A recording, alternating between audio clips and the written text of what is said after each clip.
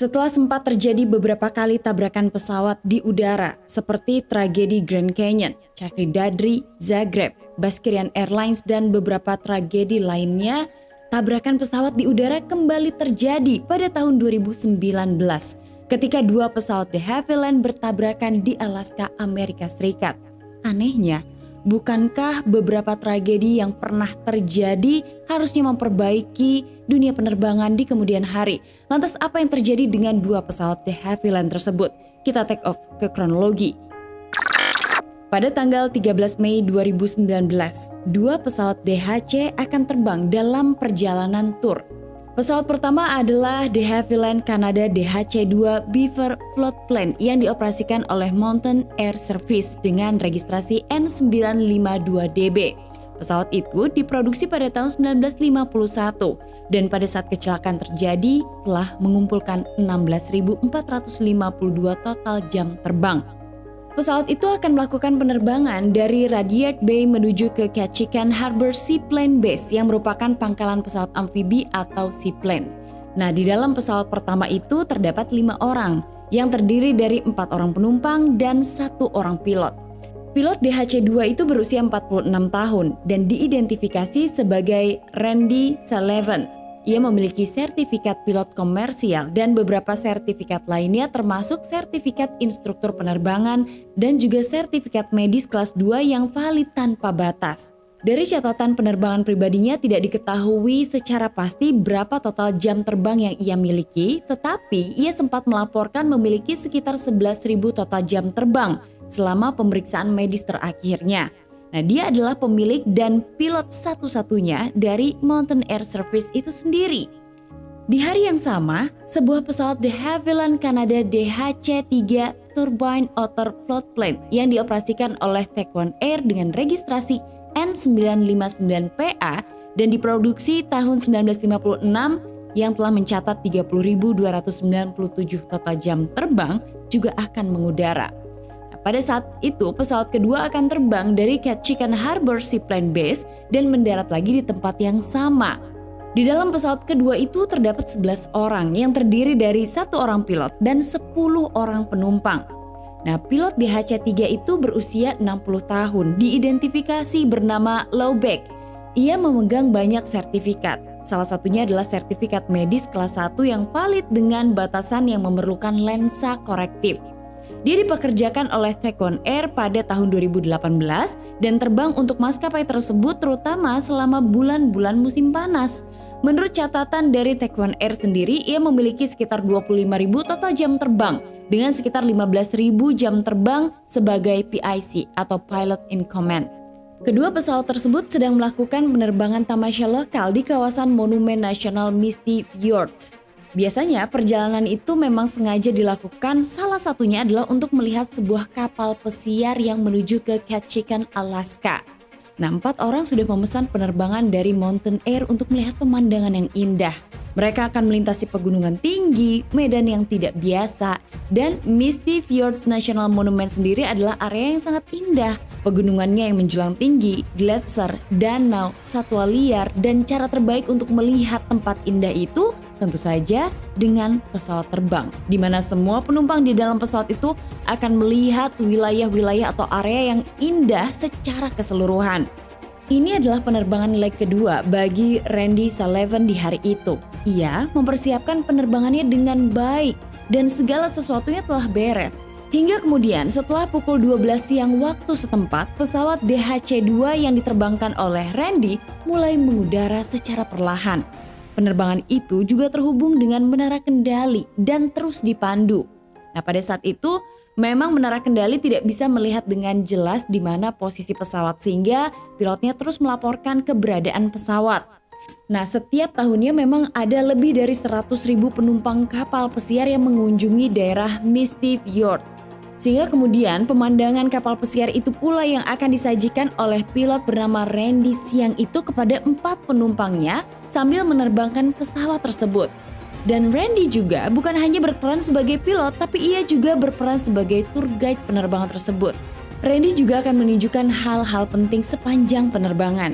Jadi sebenarnya pilot pada pesawat DHC-2 itu sepanjang waktu akan mencoba memberi para penumpangnya tur terbaik. Dan pada saat yang bersamaan, ia juga akan melakukan banyak tugas sebagai pilot, di mana pilot itu akan mencoba untuk menjaga kesadaran situasionalnya terhadap semua pesawat lain yang sedang terbang, dengan menjaga ketinggian aman, dan itu tentu saja menambah kompleksitas lagi pada keseluruhan penerbangannya. Ketika itu bulan Mei, dan Alaska memiliki cuaca yang sangat bagus, tapi sebenarnya cuaca di Alaska berubah-ubah dengan sangat cepat. Cuaca yang semula cerah bisa saja menjadi buruk dalam waktu yang sangat singkat. Namun berbeda dengan tanggal 13 Mei, ketika itu hari cerah. Semua pesawat bisa terbang dan semua penumpang bisa mengikuti tur di mana cuaca akan sangat mendukung. Maka kemudian Randy yang merupakan pilot dari pesawat DHC-2 memutuskan untuk mengoperasikan penerbangannya seharian penuh setelah ia mengetahui cuaca akan cerah sepanjang hari. Nah, pilot penerbangan DHC-2 itu diinstruksikan menara kendali untuk tetap menjaga fokusnya agar ia bisa melihat pesawat-pesawat lain dan menghindari tabrakan. Nah, setelah sekitar 20 menit pesawat DHC-2 itu lepas landas, giliran pesawat itu mulai mendekati air terjun Mahoney yang sangat indah. Nah, pada saat itu pesawat berada di ketinggian sekitar 3.350 kaki dan sedang terbang di kecepatan 107 knot. Tapi siapa yang mengira secara tiba-tiba saja ketika pesawat itu mulai mendekati wilayah air terjun yang indah, pesawat terhentak dengan sangat kencangnya dan mulai robek. Bagian-bagian dari pesawat itu terpisah dan sebuah pesawat DHC-3 baru saja menghantam pesawat DHC-2. Pesawat itu lantas mulai jatuh dari ketinggian 3.000 kaki. Dan pada saat itu seorang saksi mata yang sedang berada di perahunya melihat dengan jelas ketika DHC-2 robek dan jatuh menukik. Tabrakan itu sendiri terjadi pada pukul 12:21 siang waktu setempat. Lantas apa yang terjadi dengan DHC-3? Ketika itu di waktu yang hampir berdekatan, pesawat DHC-3 baru saja lepas landas. Setelah pilotnya sempat memberikan beberapa pemandangan indah, mereka juga sedang menuju ke air terjun yang indah, air terjun Mahoney. Pada saat itu, sang pilot sedang menjelaskan kepada para penumpang bahwa dalam waktu hanya beberapa detik lagi mereka akan tiba di sebuah wilayah air terjun yang indah. Tapi rupanya mereka belum sempat melihat air terjun itu, semua orang di dalam pesawat DHC-3 dikagetkan dengan suara benturan yang keras. Salah satu penumpang DHC-3 sempat melihat adanya pesawat lain sebelum tabrakan terjadi. Bahkan penumpang itu sempat berteriak pull up, pull up. Tapi tidak ada upaya yang bisa dilakukan oleh pilot dari DHC-3 dan tabrakan tidak bisa dihindari lagi. Sehingga pesawat DHC-3 itu lantas menabrak pesawat DHC-2 dari sisi kanan. Pilot pesawat DHC-3 itu berusaha untuk mengendalikan pesawatnya dan berteriak brace for impact. Pesawat masih bergetar dengan sangat hebat dan saat itu pilot terus berjuang untuk menstabilkan penerbangannya. Tapi akibat tabrakan yang terjadi sehingga kemudian kaca bagian depan dari pesawat itu pecah dan bagian pintu kirinya terlepas. Nah, ada upaya penyelamatan yang dilakukan oleh pilot DHC-3 sehingga membuat pesawat itu akhirnya turun menyentuh air. Namun sepertinya upaya untuk mengendalikan secara keseluruhan dari pesawat DHC-3 itu tidak berhasil. Sehingga yang terlihat pada saat itu pesawat memang menghantam air kemudian terbalik. Satu-satunya saksi mata yang melihat kejadian itu langsung mendeklarasikan Mayday, Mayday. Kemudian ia menghubungi radio penjaga pantai dan melaporkan bahwa dua pesawat baru saja bertabrakan dan jatuh menghantam air. Nah, beberapa saat kemudian saksi melihat 10 orang keluar dari pesawat DHC-3. Nah, ketika layanan kedaruratan tiba di lokasi kecelakaan, mereka mengkonfirmasi 10 orang dari pesawat DHC-3 dinyatakan selamat namun mengalami luka yang parah. Namun, 1 orang dinyatakan meninggal dunia. Dia duduk di bagian depan pesawat, masih terikat sabuk keselamatan dan tidak berhasil dalam upayanya menyelamatkan diri sehingga kemudian ia diketahui tenggelam. Sementara itu, tidak ada korban selamat dari pesawat yang dipiloti oleh Randy, yaitu DHC-2. Kelima orang meninggal. Diketahui dalam pemeriksaan lanjutan, kelima orang yang ada di dalam pesawat itu meninggal dunia akibat trauma benda tumpul. Hal itu terjadi karena tabrakan antara pesawat DHC-2 dan DHC-3. Bahkan diketahui pesawat DHC-2 pecah di udara, membuat bagian badan, ekor, dan sayap pesawat langsung terpisah seketika. Pertanyaan besar tentu adalah bagaimana bisa di era modern ini dua pesawat di salah satu destinasi wisata terpopuler di bumi bertabrakan di udara. Dalam beberapa jam, NTSB mengirimkan tim penyelidik untuk mencari reruntuhan pesawat. Berita mengenai tabrakan dua pesawat ini jelas segera tersebar. Dalam upaya penyelidikan itu, NTSB harus bekerja keras. Tidak ada kotak hitam dari kedua pesawat. Tanpa alat perekam, penyelidikan menjadi lebih sulit lagi. NTSB harus mencari sumber-sumber data lain. Puing-puing pesawat ditemukan tapi tidak banyak membantu untuk menyatukan teka-teki yang hilang dalam tragedi tabrakan dua pesawat DHC tersebut. Penyelidik memang mengetahui di mana kecelakaan itu terjadi, tapi mereka masih belum mengetahui penyebabnya. Dugaan penyebab kecelakaan itu adalah kemungkinan kedua pesawat sedang sama-sama mengantar penumpang melihat air terjun, atau mungkin karena faktor cuaca yang membuat visual pilot terganggu sehingga membatasi kemampuan mereka untuk bereaksi terhadap situasi tertentu. Tapi bisa jadi juga pilot tidak punya cukup waktu menghindar untuk melihat keluar jendela saat pilot mencoba memberikan pemandangan terbaik kepada penumpangnya. Tapi ternyata NTSB mengetahui bahwa ada serangkaian pedoman yang disepakati oleh operator tur di wilayah tersebut untuk meningkatkan keselamatan penerbangan di daerah itu karena resiko tabrakan bisa saja terjadi kapanpun.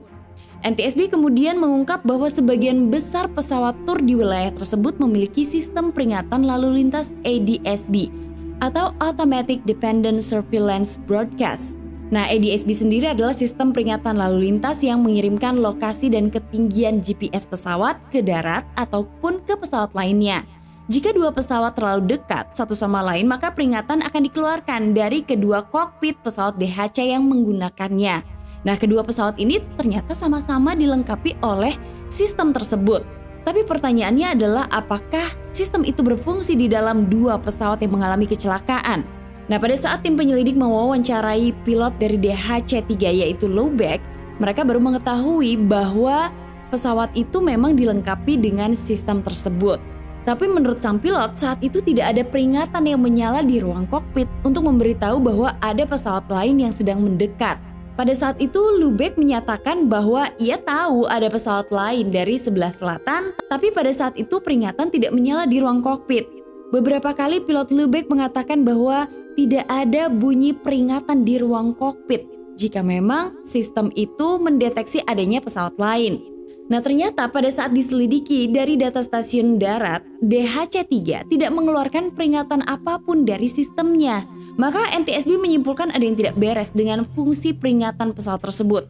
Saat NTSB menggali lebih jauh sistem peringatan tersebut, maka diketahui bahwa sistem itu dipasang di pesawat DHC pada tahun 1999. Sepertinya FAA membayar atau mensponsori DHC untuk menjadi bagian dari program eksperimental untuk program mengurangi kecelakaan tabrakan di udara, tepatnya di wilayah Alaska. Pada tahun 2015, Otter mendapat upgrade dari FAA. Sistem itu dihapus. Jadi ketika sistem lalu lintas itu ditingkatkan di pesawat DHC-3, ternyata fungsi peringatannya telah dihapus. Pada saat itu FAA menganggap kemampuan audio peringatan lalu lintas diklasifikasikan sebagai sistem yang belum matang dan tidak lagi menjadi bagian dari sistem yang harus ditingkatkan. Nah, karena pilot DHC-3 mengkhawatirkan keselamatan penerbangannya, maka ia memasang sendiri peralatan ADSB tersebut di pesawatnya. Hal itu memang tidak diwajibkan berdasarkan peraturan, tapi ia tetap memasangnya untuk faktor keamanan. Nah, karena NTSB penasaran, mereka melakukan uji coba dan ternyata memang tidak terdengar bunyi peringatan di ruang kokpit pesawat DHC-3. Pada saat mereka sedang menggali lebih dalam lagi pada pesawat DHC-3, NTSB menemukan sebuah komponen kunci yang tidak beroperasi pada saat kecelakaan terjadi. NTSB menemukan adanya peralatan penting di pesawat itu yang disebut GSL-71. GSL-71 adalah panel kontrol untuk menyiarkan ketinggian pesawat ke pesawat lain dan juga ke ground station. Nah, dalam pesawat DHC-3 yang mengalami kecelakaan itu, ternyata panel kontrol itu berada dalam posisi off atau tidak aktif. Maka kemudian diketahui DHC-3 itu tidak menyiarkan data ketika kecelakaan terjadi. Ketika GSL-71 mati, pesawat lain tidak akan tahu berapa ketinggian DHC-3 tersebut. Nah, karena NTSB penasaran kapan sebenarnya pesawat itu terakhir kali menyiarkan ketinggian pesawatnya terhadap stasiun yang ada di darat, mereka kemudian mengungkap terakhir kali DHC-3 itu menyiarkan ketinggiannya adalah pada tanggal 29 April, pada saat inspeksi dan pemeliharaan terakhir pesawat tersebut. Ternyata GSL-71 itu sempat dimatikan untuk pemeliharaan selama 2 minggu sebelum kerusakan dan ternyata tidak pernah dihidupkan lagi. Maka sekali lagi pilot pesawat DHC-3 diwawancarai oleh NTSB. Pada saat itu ternyata sang pilot tidak benar-benar memahami sepenuhnya mengapa unit tersebut berada dalam posisi yang mati atau tidak aktif. Pilot ditanya mengenai matinya GSL-71, tapi ia merasa sistem itu aktif karena pada saat itu sistem menunjukkan adanya pesawat lain di layar radarnya. Namun ternyata tim investigasi menyimpulkan bahwa pilot pesawat DHC-3 itu tidak sepenuhnya mengerti mengenai fungsi dari GSL-71. Maka kemudian NTSB menyimpulkan bahwa kecelakaan itu terjadi akibat adanya sistem yang tidak aktif di dalam penerbangan itu. Tapi pada saat itu masih ada sesuatu yang mengganjal bagi NTSB. Kenapa pilot DHC-3 tidak bisa melihat keberadaan pesawat DHC-2? Nah, pada saat dilakukannya sebuah uji coba, mereka kemudian melihat dan memantau bagaimana pilot DHC-3 melihat ke bagian luar jendela secara visual. Ternyata pada saat itu, memang posisi pesawat DHC-2 itu tidak terlihat dari ruang kokpit atau dari kaca kokpit pesawat DHC-3 karena ukuran pesawat itu yang terlalu kecil kemudian melintasi gunung yang berwarna gelap. Maka kemudian NTSB juga menyimpulkan selain tidak terlihatnya pesawat DHC-2 kemudian matinya sistem pada penerbangan DHC-3, juga ada masalah dengan kaca pada pesawat DHC-3 karena pandangan pilot saat itu terhalang oleh bingkai di ruang kokpit. Dalam laporan awal kecelakaan NTSB yang diterbitkan pada 22 Mei tahun 2019, maka kemudian mereka menyatakan penemuan-penemuan awalnya. Mereka mengaitkan kecelakaan tersebut dengan keterbatasan yang melekat pada konsep lihat dan hindari, serta tidak adanya peringatan dari sistem tampilan lalu lintas kedua pesawat. NTSB memeriksa data dari ADSB, rekaman data avionik pesawat yang mengalami kecelakaan, dan foto yang diambil oleh penumpang di dalam pesawat yang mengalami kecelakaan. Mereka menemukan bahwa pesawat DHC-2 secara bertahap menanjak dan mendatar pada ketinggian 3.350 kaki. Nah, sementara itu posisi pesawat DHC-3 sedang turun dari ketinggian 4.000 kaki.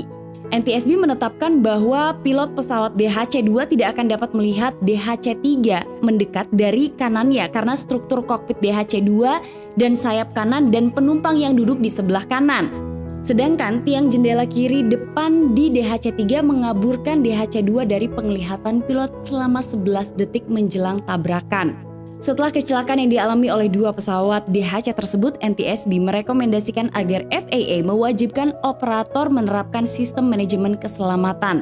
Kemudian NTSB juga mendorong maskapai penerbangan untuk memperbarui daftar periksa pra-penerbangannya agar menyertakan pengaturan CDTI yang sesuai. Nah, karena setelah diselidiki oleh NTSB, matinya GSL-71 dan tidak diketahui oleh pilot DHC-3 disebabkan karena sistem itu tidak terdapat pada daftar periksa pra-penerbangan.